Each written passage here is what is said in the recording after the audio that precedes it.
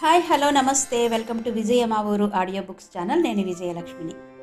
Friends, నవల స్రవంతిలో శ్రీమతి యద్దనపూడి సులోచన రాణి గారి విజేత నవల ఆడియోగా వినిపిస్తున్నాను కదా. మరి ఈరోజు విజేత నవల ఆడియో రెండో భాగం వినిపించబోతున్నాను. మరి ఆలస్యం చేయకుండా కథలోకి వెళ్ళిపోదాం పదండి.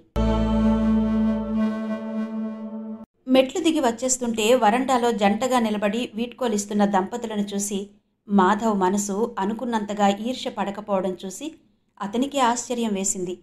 గుండెలు బిగబట్టుకుని ఎదురు చూసిన సమయమేదో గడిచిపోయి హాయిగా గాలి పీల్చుకున్నట్టుంది. కానీ ఇంకో రకమైన బాధ, ఒంటరితనం లాంటిదేదో అతని మనసులో నిండిపోసాగింది. వచ్చే ముందు అతను ఊహించుకున్న ఊహలు ఛాయామాత్రంగా కూడా మిగల్లేదు. అతను బ్రతికి బయటపడ్డందుకు సుధ ఎంతో సంతోషిస్తోంది. నిజమే, అందులో ఆత్మీయత ఉంది, కానీ అనురాగం లేదు. ప్రియ బంధువుగా, చిన్ననాటి మిత్రుడిగా అభిమానం ఉంది, కానీ ప్రియురాలిగా అనుభూతి లేదు. ఇన్ని సంవత్సరాల తర్వాత మరణించాడని నమ్మి మరిచిపోయిన మనిషి బ్రతికి కళ్ల ముందు కనిపించినందుకు ఆపుకోలేని సంతోషం ఉంది. కానీ అందులో ఎన్నో రోజుల నుంచో ఎదురు చూసి చూసి తపన పొంది నిరాశతో కృంగి అనుకోకుండా మళ్లీ పొందిన ఉపశాంతి లేదు. ఇప్పటి ఈ సుధకి ఇల్లు, భర్త, పిల్లలు తప్ప ఇంకో విషయం ఆలోచించేందుకు అసలు తీరుబడి లేదు. మాధవుని గురించి కుశల ప్రశ్నలు వేయడం కంటే మానసికంగా అతని పరిస్థితి తెలుసుకోవాలనే అభిమానం లేదు. సుధ గుర్తుకు వస్తే అతనికి అకారణంగా చిరాకు కలగసాగింది. అసలు చూడకుండా ఉన్నా బావుండేది. అదో విధంగా ఒక మధురమైన అనుభూతిగా కలకాలం గుర్తుండేది. కన్న కలలు కాలి బూడిదైనాయి. ఊహలు ఎండమావుల్లో వెక్కిరించాయి. కట్టుకున్న ఆశా సౌధం గాలిమేడలా అంతరించిపోయింది. ఏం చెయ్యాలి? తను ఎక్కడుండాలి? సుధలేని ఈ జీవితాన్ని ఏం చేసుకోవాలి? నిర్దాక్షిణ్యంగా సుధ కల్పించిపోయిన ఈ ఒంటరితనాన్నించి ఏ విధంగా తప్పించుకోవాలి? అన్ని ప్రశ్నలే. ఒక్కదానికి సమాధానం లేదు. తనెవరికీ అవసరం లేదు. ఈ ఆలోచనే అతన్ని అశక్తుణ్ణి చేస్తోంది. భయంకరమైన నిరాశ శరీరంలో ప్రతి అణువుని కాల్చేస్తోంది.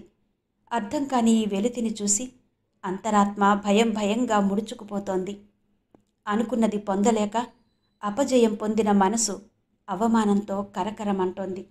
కోపంతో రక్తం ఉడికిపోసాగింది. కానీ ఏం చేస్తాడు?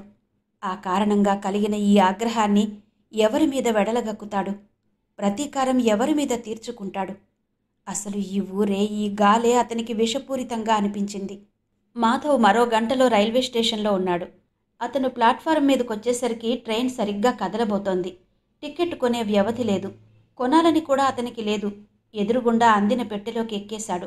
ఫస్ట్ క్లాస్ పెట్టె అది. పెట్టెలో ఎవరూ లేరు. అంతా ఖాళీగా ఉంది. కానీ ఇలాగే అవని. టికెట్ లేకుండా ఫస్ట్ క్లాస్లో ప్రయాణం చేస్తాడు. ఒకవేళ టికెట్ కలెక్టర్ ఈ టికెట్ ఏది అని అడిగితే లేదు అని దబాయిస్తాడు. అతనేదైనా మితిమీరి మాట్లాడితే పట్టుకు కొడతాడు. తద్వారా జైలు. అదే నయం. ఈ బయట ప్రపంచం కన్నా ఆ జైలే బావుంటుంది. మాధవ్ దృఢ నిశ్చయంతో కూర్చున్నాడు. ఒక్క టికెట్ కలెక్టరే కాదు, అసలు పెట్టెలోకి రాబోయే ఎవరైనా సరే వాళ్ళని పిలిచి కయ్యం పెట్టుకోవాలనే స్థితిలో ఉన్నాడు. లేకపోతే అతనికి పిచ్చి పట్టేట్టుంది. ట్రైన్ కొద్దిసేపట్లోనే వచ్చి సికింద్రాబాద్ స్టేషన్లో ఆగింది. మాధవ్ ఎంత ఆశగా చూసినా ఎవరూ వచ్చి పెట్టెలో ఎక్కలేదు. టైం అయిపోతోంది. ట్రైన్ మళ్ళీ కదలడానికి సిద్ధమవుతోంది. ఇక్కడ కూడా నిరాశే. అసలు ఈ స్థితిలో ఒంటరిగా ఉండాలంటేనే అతనికి ధైర్యం చాలడం లేదు. అనుకోకుండా చాలా సున్నితమైన చోట దెబ్బతిన్న మనసు వివేకం కోల్పోయింది. తనకేమైంది ఈరోజు? పిచ్చి పట్టిన గుర్రంలా మనసు ఈ వెర్రిగంతులేంటి? మాధవ్కి తనంటే తనకే విసుగొచ్చేసింది. ఇన్ని రోజుల నుంచి రామ్ గోపాలరావు గారి సాంగత్యంలో తీర్చిదిద్దుకున్న వ్యక్తిత్వం ఏమైపోయింది? ఆయన దగ్గర జీవితాన్ని గురించి నేర్చుకున్న పాఠాలు ఏ గంగలో కలిశాయి? ఆయన్ని గురించిన ఆలోచనలు రాగానే అతను కొద్దిగా శాంతపడ్డాడు. వృద్ధుడు, సజ్జనుడు, పితృ సమానుడు అయిన ఆయన జ్ఞాపకం రాగానే వివేకం కొద్దిగా కోలుకోసాగింది. మాధవ్ దిగి వెళ్ళి టికెట్ కొనుక్కుందామనుకున్నాడు. అప్పటికే రైలు కదలడానికి సిద్ధమవుతున్నట్టు కూత వేసింది. మాధవ్ లేచి బాత్రూం వైపు వెళ్ళాడు. అతను తిరిగి తలుపులు తెరిచేసరికి కంపార్ట్మెంట్లో ఎవరో ఎక్కారు. ఎదురుగుండా బెర్త్ మీద సామాను కనిపించింది. అమ్మయ్యా అని ఊపిరి పీల్చుకుని తోటి ప్రయాణికుని కోసం కంపార్ట్మెంట్ అంతా కళ్ళతో వెతికేసరికి గుమ్మం దగ్గర తలుపు లోపల గడియ వేస్తూ ఒక అమ్మాయి కనిపించింది. ఒంటరిగా ప్రయాణం చేయడానికి ఇంకెవరూ బయట నుంచి లోపలికి రాకుండా తలుపు కిటికీ మూసి బందోబస్తు చేసుకుంటోంది. మాధవ్ బాత్రూమ్ గుమ్మం దగ్గర నిలబడిపోయి అలాగే చూడసాగాడు. తలుపు సరిగ్గా పడిందో లేదోనని మరోసారి గట్టిగా పరీక్ష చేసి తృప్తి పొందిన ఆ అమ్మాయి వెనక్కి తిరిగింది. మాధవ్ కదిలి ముందుకొచ్చి బెర్త్ మీద కూర్చున్నాడు. ఒంటరిగా ఉన్న కంపార్ట్మెంట్లో మొట్టమొదటిసారిగా అప్పుడే అతన్ని చూస్తున్న ఆ అమ్మాయి కళ్ళు ఆశ్చర్యంతో పెద్దవైనాయి. వాటిల్లో లీలగా భయం కూడా తొంగి చూసింది. నిజంగా ఏం ఆడవాళ్ళు! లేని ఉద్దేశాలు కలిగించి రెచ్చగొట్టడంలో సిద్ధహస్తులు.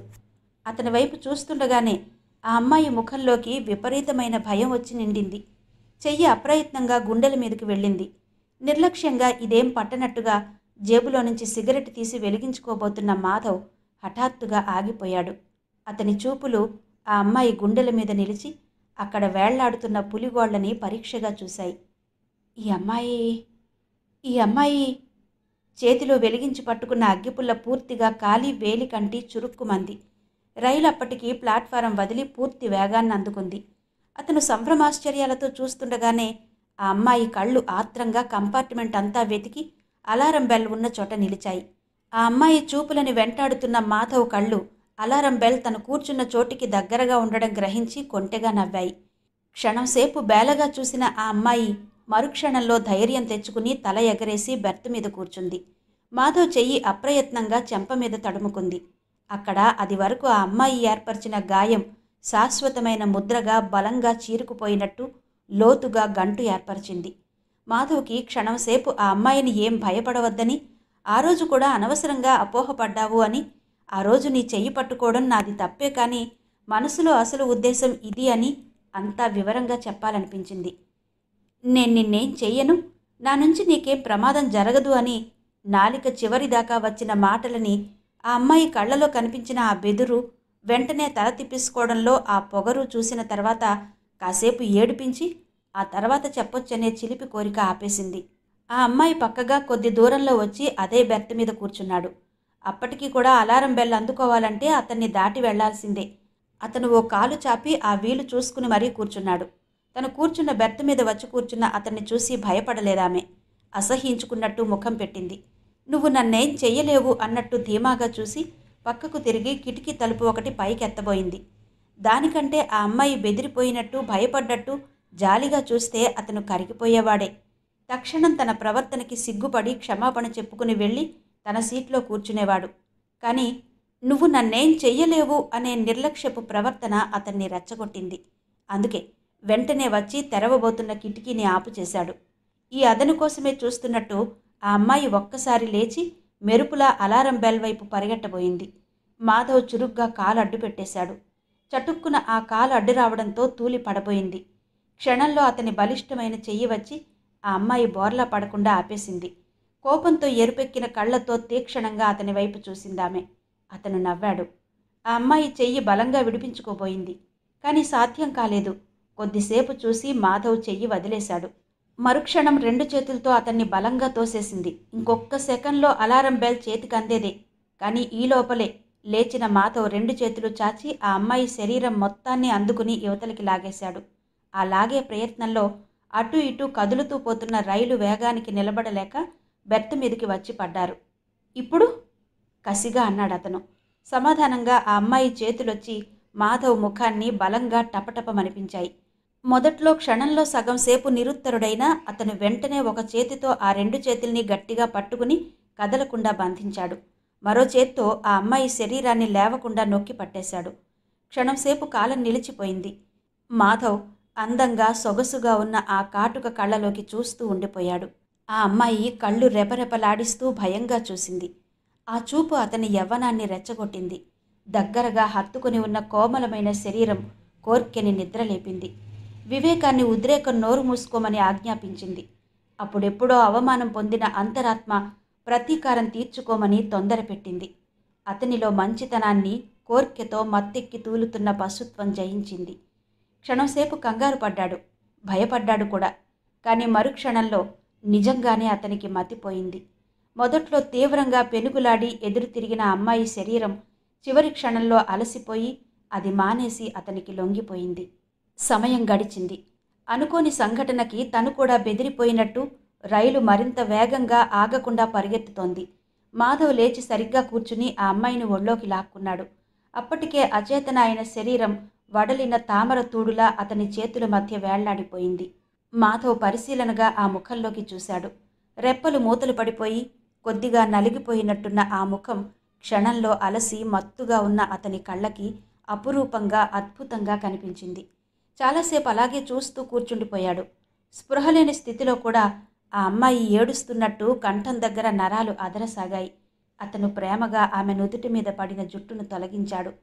హఠాత్తుగా అతనికి జాలేసింది. ఇదేంటి ఇలా అయింది? పశుత్వం అనుకోకుండా తనని ఎందుకిలా లొంగ తీసుకుంది? పసితనం పూర్తిగా పోని ఆ ముఖం చూస్తున్న కొద్దీ అతనికి మతిపోతున్నట్టు అనిపించింది. ఏం చెయ్యాలి తను? ఇప్పుడు తన కర్తవ్యమేంటి? ముక్కు ముఖం తెలియని ఈ అమ్మాయిని ఇలా వదిలేయడమా? లేక లేక ఇంతలో ఆ అమ్మాయి కళ్ళు విడివడ్డాయి. అతను స్నేహపూరితమైన చల్లటి చిరునవ్వు నవ్వాడు. భయంగా వెర్రిగా చూసిన ఆ అమ్మాయి ముడుచుకుపోతున్నట్టు వెనక్కు వెనక్కు జరిగింది. భయపడకు, మీదకు వంగి మృదువుగా చెప్పాడు. కానీ ఆ మాట వినిపించినట్టే ఉండిపోయింది. ఇంకోసారి ఆ అమ్మాయి ముఖం కాంతి విహీనమైపోయింది. హఠాత్తుగా రైలు ఆగడంతో అతను అదిరిపడ్డాడు. ఊపిరి బిగబట్టి కాబోయే శబ్దాల కోసం శ్రద్ధగా ఆలకించాడు. కానీ ఎన్ని నిమిషాలు గడిచినా ఏం కాలేదు. ఎవరూ రాలేదు. అసహనంతో ఆదుర్దా పట్టలేక తన ఒడిలో ఉన్న ఆ అమ్మాయిని సరిగ్గా పడుకోబెట్టి లేచి వెళ్ళి కిటికీ తలుపులు తెరిచాడు. చల్లటి గాలి రివ్వుమంటూ లోపలికొచ్చింది. బయట గాఢాంధకారం. దగ్గర్లో ఏదో స్టేషన్ రాబోతున్నట్టుంది. సిగ్నల్ కోసం అనుమతి కోరుతూ రైలు బిగ్గరగా విసుగ్గా కూతలేస్తోంది. బయటికి చూస్తున్న అతని కళ్ళు తిరిగి వచ్చి బెర్త మీద అలసిపోయినట్టు అచేతనంగా పడుకున్న ఆ అమ్మాయి ముఖం మీద నిలిచాయి. ఆమెకు మెలకువ రాకముందే తను దిగిపోతే? తప్పు చేసినప్పుడు శిక్ష పొందడానికి వెరిచే వ్యక్తిత్వం కాదతనిది. తను చేసిన ఈ దుష్కృత్యానికి ఎలాంటి శిక్ష అయినా పెదవి కదపకుండా తలెత్తకుండా స్వీకరించగలడు. కానీ ఈ సిగ్గుమాలిన పని ఇంకెవరికో తెలిసి వాళ్ళేదో తీర్పు చెప్పే కంటే ఆ శిక్ష ఏదో తనకి తనే విధించుకోవడం మంచిది. మరో 5 నిమిషాల్లో అతను రైల్లో నుంచి దిగేశాడు. ఆకాశంలో దట్టంగా మబ్బులు ఆవరించుకుని ఉన్నాయి. చల్లగా సన్నగా వాన తుంపరలతో కలిసి వీస్తున్న గాలి అతని శరీరాన్ని తాకి సేద తీర్చసాగింది. మాధవ్ కదలిబోయే రైలు కింద పడి ఆత్మాహుతి చేసుకోవాలని దృఢ నిశ్చయంతో దిగాడు. కానీ 10 నిమిషాల తర్వాత కానీ రైలు బయలుదేరలేదు. ఒక నిశ్చయాన్నించి తిరిగిపోవడానికి, మనిషి తేరుకోవడానికి, జీవితం మీద 1000 రెట్లు తీపి కలగడానికి ఆ 10 నిమిషాలు చాలు. అతని ధైర్యం సన్నగిల్లింది. చావబోయేసరికి బ్రతుకు మరింత మధురంగా కనిపించి చిరునవ్వుతో చేతులు చాచింది. దానితో అతని దృఢ నిశ్చయం కొద్దిగా సడలింది. ఆ సడలింపుతో బలవంతంగా చేతుల మధ్య పట్టి బంధించిన చావాలనే కోర్కె పిట్టలా రెక్కలు విదిలించుకుని తుర్రున పారిపోయింది. తను అవును కాదు అని మనసులో కొట్లాడుతుండగానే రైలు వెళ్ళిపోయింది. వెళ్ళిపోయిన రైలు వంక నిస్సహాయంగా చూస్తూ నిలబడిపోయాడు మాధవ్. చాలాసేపు అయిన తర్వాత మాధవ్ నిద్రలో లేచి నడుస్తున్న మనిషిలా తూలుతూ రైలు పట్టాల వెంబడ నడక సాగించాడు. దూరంగా మినుకు మినుకుమంటున్న లైట్లని బట్టి అక్కడ స్టేషన్ ఏదో ఉన్నట్టు అనిపిస్తోంది. ఆ లైట్లని చేరుకోవడానికి అతనికి చాలాసేపు పట్టింది. పై సంఘటన తర్వాత దాదాపు 5-6 సంవత్సరాలకి ఈ మధ్యకాలంలో దేశంలో చాలా మార్పు వచ్చింది. వందలాది సంవత్సరాలుగా హీనమైన బానిస బ్రతుకుతో అంధకారంలో మ్రగ్గిన మనుష్యులకి స్వాతంత్రం నూతన కాంతిని తెచ్చింది. ముసల్మానులు హిందువులతో పోట్లాడి విడిపోయి పాకిస్తాన్ ఏర్పరచుకున్నారు. జాతిపిత మహాత్ముడు మరణించాడు. తుపాకీ గుండుకు బలి అయి నేలకి ఒరిగిపోయిన ఆయన నిష్క్రమణంతో కొత్తగా లభించిన ఈ వెలుగు కూడా ఆరిపోతుందేమోనని భయపడ్డ ప్రజానీకం నుంచి జవహర్లాల్ ముందుకొచ్చి ఆ జ్యోతి అందుకుని నిలబడ్డాడు.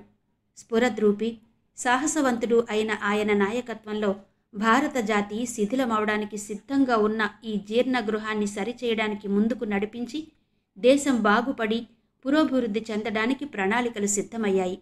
స్వతంత్రంగా నిలబడ్డామని ఎదురు తిరిగిన సంస్థానాలు కొన్ని సర్దార్ పటేల్ నాయకత్వంలో ఒక తాటి క్రిందకు వచ్చి యూనియన్లో కలిసిపోయాయి. ఈ సందిగ్ధంలో మనుష్యుల జీవన పరిస్థితులు కూడా చాలా తారుమారైనాయి. ఓడలు బళ్ళయినాయి, బళ్ళు ఓడలుగా మారినాయి. లక్షాధికారులు భిక్షాధికారులుగా మారితే పూటకి గంజి నీళ్లకి గతిలేని కొందరు కోటికి పడగలెత్తారు. దేశంలో క్రమంగా శాంతి భద్రతలు నెలకొల్పబడినాయి. ప్రజల్లో ప్రశాంత జీవనం ప్రారంభమైంది. దేశంతో పాటు మాధవ్ జీవితంలో కూడా పెద్ద మార్పు వచ్చింది. రామ్ గోపాలరావు గారు మరణించి దాదాపు 6 నెలలు కావస్తోంది. ఈ 5-6 సంవత్సరాలుగా మాధవ్ ఆయన్ని నీడలా అంటిపెట్టుకుని వెంటే ఉన్నాడు. సత్యాగ్రహం సమయంలో అనేక సంవత్సరాలు జైల్లో మ్రగ్గటం వల్ల అసలే అంతంత మాత్రమైన ఆయన ఆరోగ్యం దెబ్బతింది. ఎంత డబ్బు ఖర్చు పెట్టినా, ఎంతమంది డాక్టర్ల దగ్గర మందు పుచ్చుకున్నా, ఎంత ఆరోగ్యప్రదమైన ప్రదేశాల్లో ఎన్ని రోజులు గడిపినా ఆయన శరీర స్థితి మామూలు పరిస్థితికి రాలేదు. నానాటికి క్షీణిస్తున్న ఆయన ఆరోగ్యం చివరికి క్షయలోకి దింపింది. ఈ సంగతి తెలియగానే ఇంకెక్కువ కాలం ఆయన బ్రతకడని గ్రహించిన బంధువులు ఈగల్లా ముసురుకున్నారు. వాళ్ల నుంచి ఆయన్ని తప్పించి ప్రశాంతంగా ఉంచడమే మాధవ్కి పెద్ద సమస్య అయి కూర్చుంది. ఒక్కోసారి ఆయనే తన నీడలా వెంటే ఉన్న అతన్ని చూసి అంటువ్యాధి మర్చిపోకు అని హెచ్చరించేవారు. మాధవ్ అలాంటి హెచ్చరికలేవీ లక్ష్యపెట్టేవాడు కాదు. మరి చివరి రోజుల్లో సంతానం కంటే మిన్నగా కంటికి రెప్పలాగా కాపాడుతున్న మాధవ్ని చూసి చలించిపోయిన ఆయన అతని బలిష్టమైన చేతిని తన దుర్బలమైన చేతిలోకి తీసుకుంటూ, ఇది ఏనాటి రుణం మధు అనేవాడు. రుణం అనకండి, మనసులు కలిసిపోయిన తర్వాత సాటి మనిషిలా చూసే మంచితనం అంతే అనేవాడు మాధవ్. నిష్కల్మషమైన అతని ఆదరణకి, ఆడంబరం లేకుండా అతను చూపే ఆప్యాయతకి ఆయన మనసు పులకించిపోయేది. మరి జీవితపు చరమదశలో కన్న కొడుకు లేని లోటును అన్ని విధాలా తీరుస్తున్న అతన్ని చూస్తుంటే మనసులో లోలోన కలిగిన ఆనందాన్ని, తృప్తిని ఆయన హృదయాంతరాళాల్లో పదిలంగా దాచుకున్నాడు. కానీ ఒక్కనాడు ఒక్క మాట కూడా బయటికి రానివ్వలేదు. ఆయన మరణించిన తరువాత వారసులమంటూ ఎగబడిన బంధువులని మాధవ్ని కూర్చోబెట్టి లాయర్లు విల్లు చదివి వినిపించారు. అందులో హైదరాబాద్లో ఆయనకున్న విశాలమైన భవంతిని తామిద్దరి భార్యాభర్తల పేరు మీద పేదలకి ఉచితంగా సేవ చేయడానికి చికిత్సాలయంగా మార్చాలని కోరారు. తనకున్న వ్యాపారం మీద వచ్చే ఆదాయం 3 వంతులు హాస్పిటల్ ఖర్చులకి కేటాయించాలని, మిగతా 1 వంతు తాను దత్తపుత్రుడిగా స్వీకరించిన మాధవ్కి చెందాలని ఆదేశించారు. మాధవ్ తానే స్వయంగా వ్యాపారం చూసుకుని హాస్పిటల్ అభివృద్ధి చెందేలా చేయాలని, ఇది తన కడపటి కోర్కె అని తెలియజేశారు. ఇది కాక హైదరాబాద్కి 40 మైళ్ళ దూరంలో ఉన్న పల్లెటూరులో ఉన్న 10 ఎకరాల పొలం, తరతరాలుగా వస్తున్న అక్కడున్న ఇల్లు కూడా మాధవ్కి చెందుతాయని రాశారు. తాను మరణించిన మరుక్షణం నుండి మాధవ్ తన ఇంటి పేరుతోనే వ్యవహరించాలి. అంతేకాదు, పల్లెటూళ్ళలో ఉన్న ఆ ఇల్లు, పొలం ఎట్టి పరిస్థితుల్లోనూ అమ్మడానికి అతనికి హక్కు ఉండదు. అవి వారసత్వంగా మాధవ్ సంతానానికి చెందుతాయి. ఈ విల్లు వినగానే బంధువులందరితో పాటు మాధవ్ కూడా నోరు తెరిచాడు. ఆయన మనసులో ఉన్న అభిమానం ఈ విధంగా కొడుకులా స్వీకరించేటట్టు చేసిందని అతను కల్లో కూడా అనుకోలేదు. ఈ విల్లు సంగతి ముందుగా ఏమాత్రం తెలిసినా ఈ ఇల్లు, పొలం, వ్యాపారంలో ఆ భాగం వాటిని తను సంపూర్తిగా తిరస్కరించేవాడు. బహుశా ఇది గ్రహించే ఆయన ఎప్పుడూ సూచనగా ఒక్క మాటైనా బయటికి రానివ్వలేదేమో. నిజంగా ఆయన అన్నట్టు ఏనాటి రుణమిది? కృతజ్ఞతతో, అభిమానంతో మాధవ్ కళ్ళు చెమర్చాయి. వచ్చిన బంధువులంతా మాధవ్ ముఖం మీదే తిట్టారు. ఆఖరి సమయంలో దగ్గర చేరి బలవంతాన అలా వ్రాయించుకున్నావు అన్నారు. అసలు ఆస్తి మీద కన్నువేసి ఆయన్ని మా అందరి నుంచి దూరంగా పెట్టావు అన్నారు. అయినా ఇప్పుడు మాత్రం ముంచుకుపోయిందేముంది? నిన్ను కోర్టుకు లాగి నీ అంతు కనుక్కోకపోతే చూడు అంటూ సవాలు చేశారు. నీ గోళ్ళు ఊడగొట్టి అదంతా మళ్ళీ వేలం పొందే వరకు నిద్రపోం అని ప్రతిజ్ఞలు చేశారు. లాయర్ ముందుకొచ్చి అసలు ఈ గొడవ ఏది మాధవ్కు తెలియదని, అతను అమాయకుడని చెప్పబోయాడు. చాలు, మీరంతా కలిసి పన్నిన కుట్ర, ఇందులో మీకెంత భాగం ఉందో మాకేం తెలుసు అంటూ లేచి వెళ్ళిపోయారు వాళ్ళు. 2-3 రోజుల్లోనే మాధవ్ మీద దావా తెచ్చారు వాళ్ళు. కానీ అతను వీటి వేటికి చలించలేదు. ఈ ప్రపంచంలో అతనికి ఒక్కగానొక్క ఆప్తుడు, గురుతుల్యుడు, పితృ సమానుడు దూరమైనందుకు దిగులుతో బరువెక్కిన హృదయాన్ని ఎలా ఊరడించుకోవాలో అర్థం కాలేదు మాధవ్కి. ఇన్ని సంవత్సరాల ఆయన సాహచర్యంలో ఆయనకిచ్చిన దానికంటే పొందింది కూడా చాలా ఉంది. రైల్లో ఆ రోజు అకస్మాత్తుగా ఆ భయంకర సంఘటన జరిగిన తర్వాత ఆత్మహత్య చేసుకోవడానికి ధైర్యం చాలని అతనికి ఆవేదనతో మతి చలిస్తోందేమోనన్న భయం వేసింది. కానీ దాని నుంచి ఆయనకు తెలియకుండానే రక్షించారు. ఎన్నిసార్లు తను చేసిన సిగ్గుమాలిన పనిని ఆయనకు నోరు తెరిచి చెప్పి ఏం చేస్తే ప్రాయశ్చిత్తం చేసుకున్నట్టు అవుతుందో చెప్పమని అడగాలనుకున్నాడు. కానీ అడగలేకపోయాడు. తర్వాత రోజులు గడిచిన కొద్దీ ఆ గాయం మాని మెల్లగా మరచిపోవడానికి కావలసిన శక్తిని మనసు సంపాదించుకుంది. ఆ విధంగా రామ్ గోపాల్ గారి మరణంతో మాధవ్ జీవితం మలుపు తిరిగింది. మలుపు తిరగగానే అతనికి ఆయన వ్యాపారం, హాస్పిటల్గా మార్చాల్సిన ఆ ఇల్లు, వాటి ద్వారా ఇంకా అనేక బాధ్యతలు వచ్చి మీద పడ్డాయి. రోజులు క్షణాల్లో దొర్లిపోసాగాయి. ధనం ఎప్పుడూ ఒంటరిగా రాదు. చుట్టాల్ని, స్నేహితుల్ని, కీర్తి ప్రతిష్టల్ని వెంట పెట్టుకుని సకుటుంబ సపరివారంగా అన్నట్టు ఆడంబరంగా వస్తుంది. వెళ్ళిపోయేటప్పుడు అంతే, అందర్నీ వెంట పెట్టుకుని నిశ్శబ్దంగా నిష్క్రమిస్తుంది. మాధవ్కి కొత్తగా లభించిన సిరి సంపదలతో పాటు కొత్త స్నేహితులు చాలామంది దొరికారు. వాళ్ళందరిలో మాధవ్కి నచ్చింది, మనసులకి దగ్గరగా వచ్చింది ప్రసాద్ అని ఒక డాక్టర్. ప్రసాద్ రామ్ గోపాలరావు గారి సహాయం వల్ల చదువుకుని పైకొచ్చాడు. ఆయన బ్రతికుండగా కలిగిన పరిచయం రాను రాను పెరిగి మంచి స్నేహంగా రూపొందింది. ప్రసాద్కి కూడా మాధవ్ అంటే మంచి గౌరవం ఉంది. విశిష్టమైన అతని వ్యక్తిత్వం అంటే గాఢమైన గౌరవాభిమానాలున్నాయి. మాధవ్ అప్పుడప్పుడు వాళ్ల ఇంటికి వెడుతూ ఉండేవాడు. ఆ కుటుంబంలో అందరికంటే ప్రసాద్ చెల్లెలు జ్యోతి దృష్టిని అతను బాగా ఆకర్షించాడు. వ్యక్తిత్వాల జోలికి అంతగా పోని జ్యోతికి మాధవ్ బుద్ధి ఎలాంటిదైనా విగ్రహం మాత్రం కంటికింపుగా ఉండి చాలా బాగా నచ్చింది. మొదటి చూపులోనే అతని పట్ల ఆసక్తి ఏర్పరచుకుంది. తన ఊహలకి తగిన పురుషుడని నమ్మింది. కానీ జ్యోతి మనసులో ఆ ఉద్దేశమేమీ గ్రహించని మాధవ్ అందరితోలాగానే మాట్లాడేవాడు. కానీ ఎప్పుడు చూసినా ఏదో ఒకటి వాగుతూ, ఎంతసేపు తన అందం చేత ఎదుటివాళ్లు ఆకర్షింపబడాలని వెర్రిమొర్రి ప్రయత్నాలు చేసే జ్యోతిని చూసి అసహ్యించుకునేవాడు కూడా. కానీ ఒక్క జ్యోతిని తప్పిస్తే మిగతా కుటుంబంలో అందరూ అతనికి ఆప్తులే. అందుకే జ్యోతి విషయంలో చూసి చూడనట్టుగా వదిలేసి పట్టించుకునేవాడు కాదు. మాధవ్ నిర్లక్ష్యాన్ని అదో పోజు కింద తీసుకుని జ్యోతి సరిపెట్టుకుంది. తన మీద ఎలాంటి ఆకర్షణ లేకపోతే అసలు ఇంటికి ఇన్నిసార్లు రాడు అనుకుని నమ్మింది. మనిషి మనసు మహాచిత్రమైంది. ఒంటరిగా ఉన్నా ఒక్కోసారి హాయిగా అద్భుతంగా ఉంటుంది. మళ్ళీ ఇంకోసారి 10 మందిలో తిరుగుతున్నా సరే చుట్టూ ఎవరూ లేనట్టు, ఏకాకిగా ఎడారిలో నిలబడి దిక్కులు చూస్తున్నట్టు అనిపించి వెర్రివాళ్లను చేస్తుంది. మాధవ్ పని ప్రస్తుతం అలాగే ఉంది. ఒంటరితనపు బాధ భరించలేక అనేక వ్యాపకాలని కల్పించుకున్నాడు. ఇష్టం లేకపోయినా కాలక్షేపం అవుతుందని జ్యోతితో పరిచయం పెంచుకున్నాడు. బిజినెస్ చూడడంలో మరింత శ్రద్ధ కనబరిచాడు. హాస్పిటల్ విషయంలో అవసరానికి మించిన జోక్యం ఏర్పరచుకున్నాడు. అయినా సరే భూతల్లా పట్టుకున్న ఈ ఒంటరితనపు బాధ అతన్ని వదలడం లేదు. సుధ అప్పుడప్పుడు వచ్చి వెడుతూనే ఉంది. అందంగా, అమాయకంగా, ఆనందంగా ఉన్న సుధని చూస్తుంటే అతని మనసు ఎందుకో ఉలిక్కి పడుతుంది. జీవితమంతా వెలితిగా కనిపిస్తోంది. ఒక్కోసారి మరీ చిత్రంగా అర్ధరాత్రి వేళ తట్టి లేపినట్టే మెలకువ వస్తుంది. తర్వాత ఎంత ప్రయత్నించేసినా కంటిమీదికి కునుకన్న మాటే రాదు. ఆలోచనలు జోరీగల్లా ముసురుతాయి. మనసు అది కల్పిస్తున్న అశాంతిని భరించలేక విలవిలలాడుతుంది. అర్ధరాత్రి వేళ అప్పటికప్పుడు లేచి ఎక్కడికైనా పారిపోదామనిపిస్తుంది. కానీ ఎక్కడికి వెళ్తాడు? అలాంటి బాధ నుంచి తప్పించుకునేందుకు సందడి ఇంట్లో ఉండాలి, కానీ బజారులో కొనుక్కుంటే రాదు. అలాంటి సమయాల్లో అనేక ఆలోచనల మధ్య అప్పుడప్పుడు ఆ అమ్మాయి ముఖం గుర్తుకొస్తుంది. ఎక్కడుందో, ఏం చేస్తుందో? తను గుర్తుంటాడా? ఒట్టిది, ఎప్పుడో మర్చిపోయి ఉంటుంది.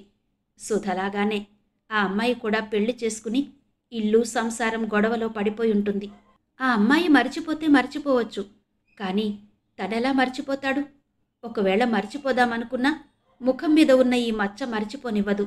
అద్దంలో చూసుకున్నప్పుడల్లా సిగ్గుతో చితికిపోయే ఆ సంఘటన గుర్తుకు వస్తుంది. వెంటనే వడలి వాడిపోయి తూలిపోతూ స్పృహ లేకుండా తన చేతుల మధ్య పట్టుకున్న ఆ ముఖం గుర్తుకొస్తుంది. అది గుర్తుకు రాగానే అతని మనసంతా వికలమైపోతుంది.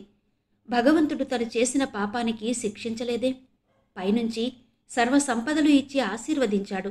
ఎందుకని? ఒకవేళ ఎప్పుడైనా ముఖాముఖిని తామిద్దరూ కలుసుకుంటే ఎలా ఉంటుంది? మాధవ్కెందుకో ఆ దృశ్యం చూసి తీరాలనే కోర్కె బలీయంగా నాటుకుని నానాటికి దృఢంగా పెరగసాగింది. సంవత్సరాలలో ఇంతమందిలో ఆమె ఎక్కడైనా కనిపిస్తుందేమోనని అతని మనసు రహస్యంగా వెతుకుతూనే ఉంది.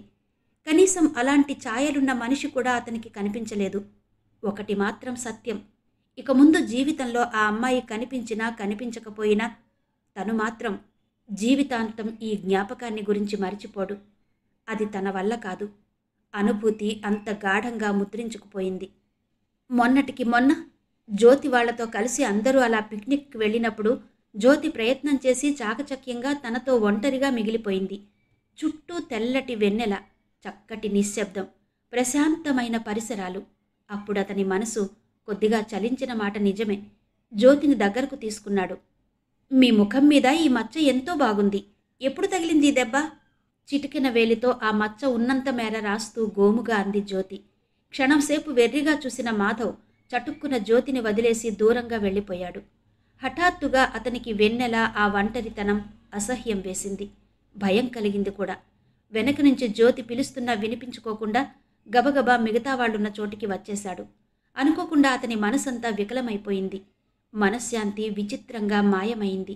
వాళ్లంతా తనని ఇప్పుడు ఇంతగా గౌరవిస్తుంటే, మంచివాడంటూ ఆర్భాటంగా ఆదరిస్తున్నారే.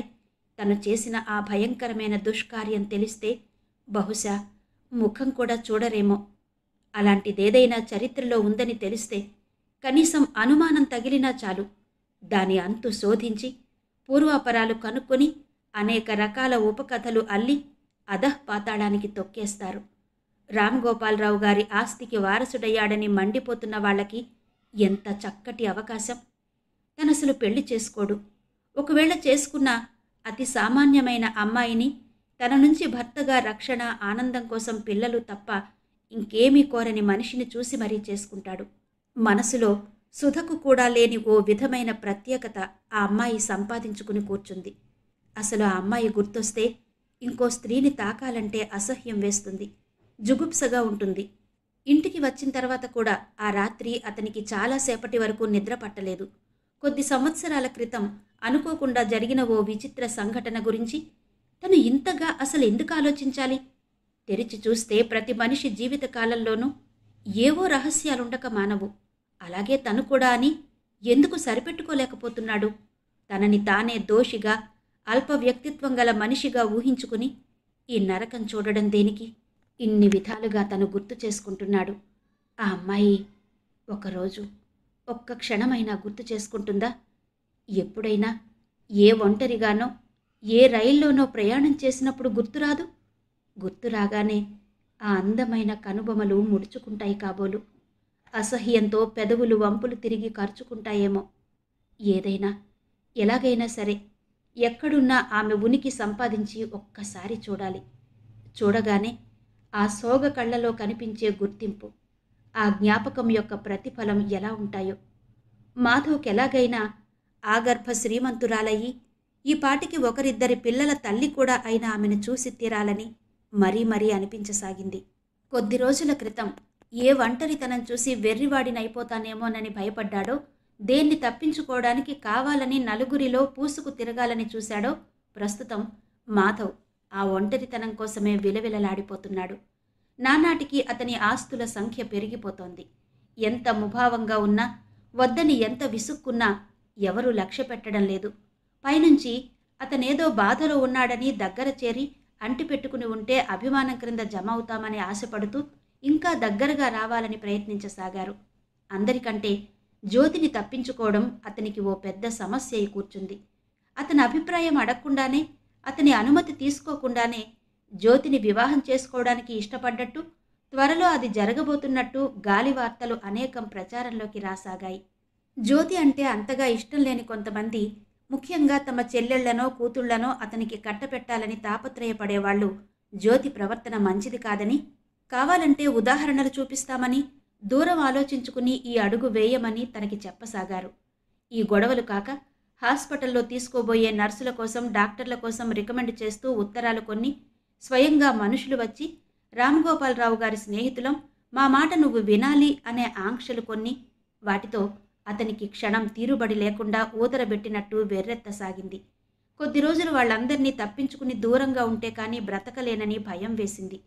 చివరికి ఆలోచించి రామ్గోపాలరావు గారు తన మీద వ్రాసిన ఆ పల్లెటూరు ఎలా ఉంటుందో చూడ్డానికి వెళ్ళాడు.